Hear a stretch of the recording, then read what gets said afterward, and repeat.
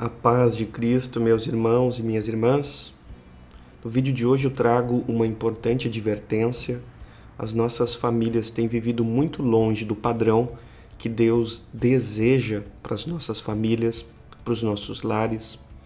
As nossas famílias, elas foram chamadas por Deus para serem exemplo, para que a mulher seja um exemplo no seu lar e na sua conduta, para que o marido seja um exemplo no seu lar e na sua conduta, assim também os filhos, que também sejam um exemplo. Mas bem é verdade que as nossas famílias têm vivido muito longe desse padrão. Você precisa entender que você já foi enriquecido de tudo que você precisa para viver essa realidade. Você precisa desejar essa realidade.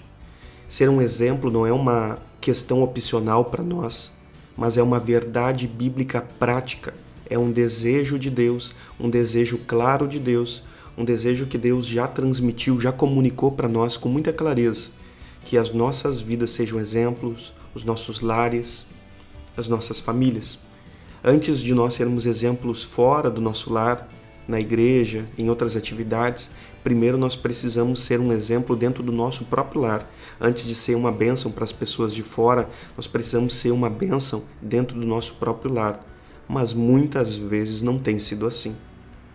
Preciso te lembrar e te advertir que você já recebeu tudo que você precisa para viver dessa forma.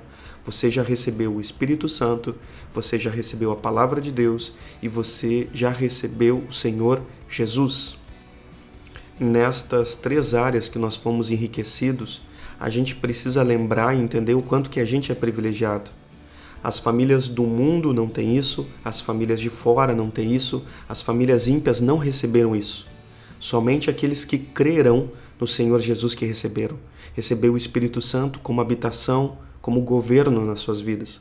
Receberam a Palavra de Deus, onde o caminho nos é mostrado com muita clareza. E recebemos o Senhor Jesus como nosso bom pastor, um pastor pessoal e particular, onde Ele cuida especialmente de você. Então você não tem desculpa para dar. Muitas vezes as famílias do mundo têm até tido vantagem nesse sentido. Às vezes a gente encontra mais exemplos em famílias do mundo do que em famílias de Cristo, e não deveria ser dessa forma, porque nós recebemos esses três benefícios que só nós recebemos e ninguém mais. Então, não demos mais desculpas e vamos passar a viver uma vida transformada. Vamos agora aos principais erros práticos. O principal erro prático é que nós não somos cheios. Nós não somos cheios do Espírito Santo e nem somos cheios da Palavra de Deus. Você precisa entender que esse ser cheio, que esse enchimento depende de você mesmo, da sua própria decisão e da sua própria ação de buscar ser cheio. Você precisa, repito, buscar ser cheio. Isso não é uma coisa que acontece naturalmente e espontaneamente, mas é uma busca diligente por isso.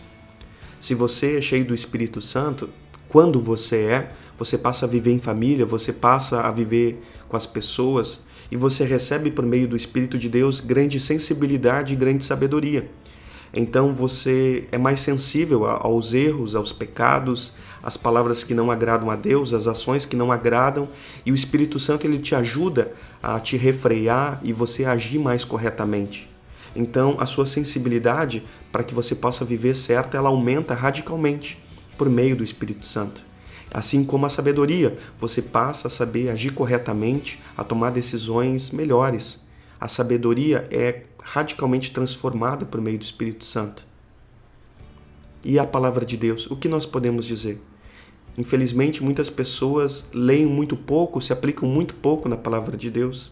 Lembramos que a Bíblia tem 31.105 versículos, e bem é verdade que a grande maioria do povo está muito longe de conhecer todos eles com precisão, ou conhecer a maioria deles com precisão. Não é todas as pessoas que dizem, eu já li 3, 4, 5, 6, 7, 8 vezes a Bíblia.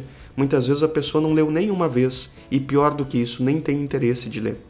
É claro que nós precisamos entender que não é uma leitura arrogante, uma leitura para apresentar para os outros, mas pelo contrário, é uma leitura no temor do Senhor para que a gente venha viver uma vida transformada. Além disso, outro ato errado que nós cometemos é a rebeldia. Muitas vezes nós sabemos o que é certo fazer e nós decidimos fazer errado. Às vezes você sabe que você precisa perdoar, mas você escolhe não perdoar. Você sabe que você deve amar, mas você age com dureza de coração. Você sabe que deve abandonar o passado, mas todo dia você acaba acusando a outra pessoa de algo que aconteceu já no passado, que já não existe mais. Então, e tantos outros exemplos assim. Então você sabe o que é certo fazer, mas você decide viver em rebeldia. Você decide falar de forma rebelde, agir de maneira rebelde. E por isso o seu casamento não é totalmente transformado. Outro grande erro que nós cometemos é não ter uma vida cheia dos frutos do Espírito Santo. Imagina, quais são os frutos do Espírito Santo? Imagino que você sabe bem, fica em Gálatas no capítulo 5 e no verso 22.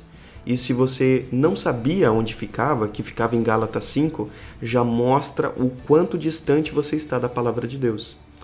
E imagina a sua família, a sua vida. Quais são os frutos do Espírito? O amor, a alegria, a paz, a paciência, a amabilidade, bondade, fidelidade, mansidão, domínio próprio. Imagina então seu casamento cheio de amor, cheio de alegria. O seu casamento e a sua família cheia de paz, cheia de paciência, cheia de amabilidade, cheia de bondade, cheia de mansidão, cheia de calma, cheia de longanimidade, cheia de domínio próprio. Então, certamente, se você vivesse conforme esta palavra, certamente a sua família seria completamente transformada. Paremos então de dar desculpas e que nós possamos viver uma vida transformada. Nós já recebemos tudo o que nós precisamos. Seja você transformada, seja você transformado em nome de Jesus. E que as suas famílias reflitam toda essa verdade bíblica, que as suas famílias sejam para a glória de Deus.